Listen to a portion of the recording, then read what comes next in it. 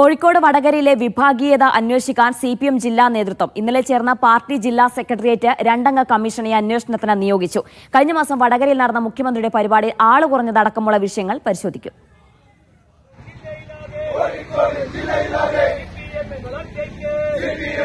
CPM ജില്ലാ സമിതി തെരഞ്ഞെടുപ്പിന് ശേഷം പരസ്യ പ്രതിഷേധം നടന്ന സ്ഥലമാണ് വടകര.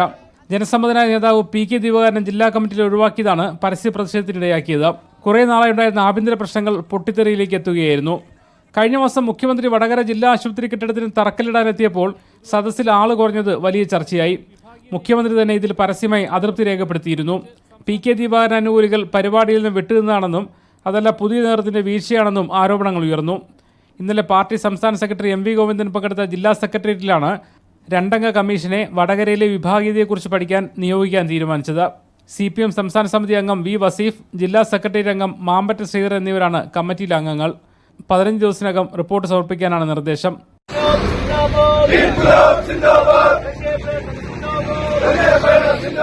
RMPയുടെ രൂപീകരണത്തിലേക്ക് നയിച്ച ഒഞ്ചിയ വിഭാഗീയത രൂപപ്പെട്ട കടത്തുനാട്ടിൽ വീണ്ടും വിഭാഗീയ പ്രവണത കാണുന്നത് CPMന് തലവേദനയാണ്. മീഡിയ 1 കോഴിക്കോട്.